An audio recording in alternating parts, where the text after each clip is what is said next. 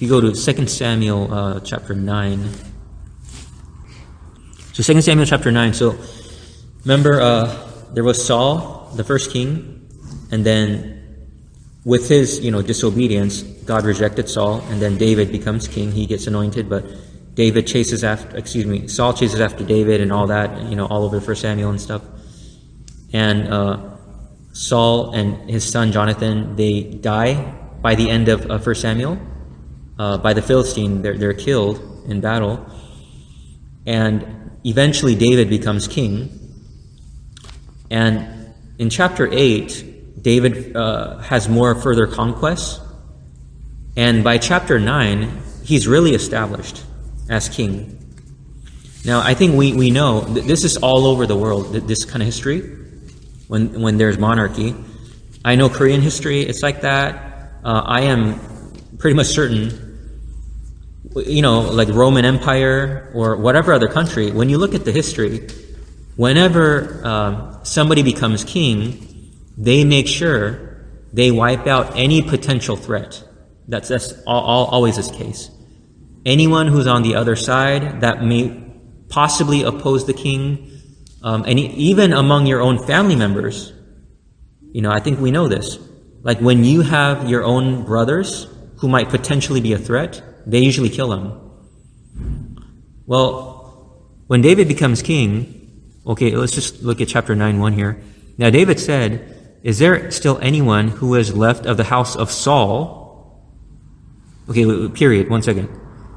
The moment David says that, it's supposed to be, is there still anyone who is left of the house of Saul, so that may be a potential threat that I need to kill? That's how it is. Like that's how it always works, because they're dangerous. But of course, we know about the best friendship in the Old Testament. Anytime you ask a Christian, tell me like the best example of like friendship in the Bible or Old Testament, any Christian will say, "Oh yeah, David and Jonathan." It's interesting that I had a lot of like best friends and close friends, brothers in Christ whose name is David. But we know that David, he made a covenant with Jonathan, even though they're supposed to be like kind of enemies. Very interesting that they had such friendship, because usually you're supposed to be opposed to each other because you're a threat to each other. But we know about that. And David says, "Is there anyone left who's of the house of Saul, to whom I may show hesed," the Hebrew word hesed, loving kindness, loyal love, kindness. My translation says kindness for Jonathan's sake. That's very, very important. It's for Jonathan's sake. Because David doesn't even know this Mephibosheth. He doesn't, I'm quite sure he personally doesn't know him at all. But solely for Jonathan's sake. Do you see that? I have it underlined. "And there was a servant of the house of Saul whose name was Ziba. So when they had called him to David, the king said to him, 'Are you Ziba?' He said, 'At your service.' Then the king said, 'Is there not still someone of the house of Saul to whom I may show the hesed, kindness of God?'" Now, it's interesting that he actually says, "To whom I may show the kindness of God." And Ziba said to the king, "There is still a son of Jonathan who is lame in his feet." Now, it's interesting that he brings this up. Now, I don't know if this is a cultural thing. I know there are a lot of cultures where when you have some kind of disability, you're like looked down upon. I think that may be the case, but he specifically points out, for whatever reason, there is still a son of Jonathan. He doesn't even tell his name. A son of Jonathan who is lame in his feet. So the king said to him, "Where is he?" And Ziba said to the king, "Indeed, he is in the house of Machir, the son of Amiel, in Lodabar." Then King David sent and brought him out of the house of Machir, the son of Amiel, from Lodabar. Now when Mephibosheth, the son of Jonathan, the son of Saul, had come to David, okay, how would he have felt? You get a messenger coming to your house. A messenger from the king came to your house. even before this happens, you as one of the sons of Saul, as you see David's throne being clearly established, you are terrified. Every day is a day of terror. Any day the king can send somebody to chop off my head. That is the situation. Now, does that remind us anything of our situation?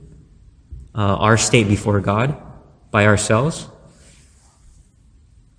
This is such a gospel thing here. Just like Mephibosheth, we were in the same situation where we're in dread because of our situation. We stand before God condemned, where you shiver, where you're like shaking. Well, that's the situation of Mephibosheth. And so he's called, and he's brought over to David, and he fell on his face and prostrated himself.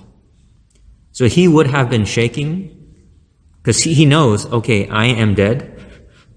Then David said, Mephibosheth, and he said, here is your servant. So what does David say? The first thing he says, so David said to him, do not fear. David knows that he would be absolutely terrified. He knows that. That's why the first thing he tells him is, don't be afraid. For I will surely show you the kindness, hesed, for Jonathan your father's sake, and will restore to you all the land of Saul your grandfather. And you shall eat bread at my table continually. Okay, this verse right here is just a shocking, it's a hard to believe verse for Mephibosheth, because it doesn't make any sense. Because he's supposed to get his head chopped off. That's what normally happens. But this weird, nonsensical, like making no sense thing of, don't be afraid. For the sake of Jonathan your father, I will restore to you everything that was lost since, your father died, all the land of Saul, your grandfather, and then you will eat bread at my table continually. He gets treated as one of the king's sons. One of the king's sons. When he's an enemy, his status is an enemy of God. But, okay, I'm going into the gospel. We are enemies of God, Romans 5, Colossians 1, etc. But the enemies, based on Christ alone, we end up getting to eat bread at God's table, the king's table, continually. That's what happens to us, exactly the same thing. Then he bowed himself and said, what is your servant that you should look upon such a dead dog as I? Just like this situation was bewildering, it made no sense. That's the same for us too. We expect judgment, hell. That's what was before us. That is what we rightly deserve. But solely based on Christ, everything that was lost since our ancestor Adam, everything that was lost, completely restored. Remember, God's people will inherit the new heavens and new earth. The meek shall inherit the earth, Matthew 5:5. We are made heirs of God, joint heirs with Christ, and we will be eating at God's table continually, at the feast. That is what's awaiting God's people. And so, for us, if we have the right understanding, our response is the same. God, why would you do this? Like, it makes no sense. What is your servant that you should look upon such a dead dog as I? This is supposed to be what comes out of us. God, why would you do this? It makes no sense. The answer is what? It's solely based on my son. This is so important. Like, one of the things I absolutely oppose and teach against, seriously, is the whole self-esteem thing. Like, you need to have self-esteem, you need to feel good about yourself. That's all filthy garbage. That's of the devil. When we have a proper understanding of what we are, what we deserve before God, only then can we so beyond appreciate's not the right word, be absolutely like teary-eyed before God for what has been bestowed us based on Christ. Nothing of us. Just like Jonathan's son, it had nothing to do with him. He was lame in his feet. He rightly knows he's like a dead dog. Why would you show this kind of loving kindness?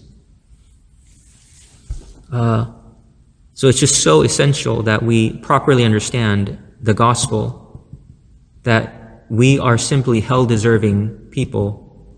We were enemies of God, but solely based on Christ, we get all these things.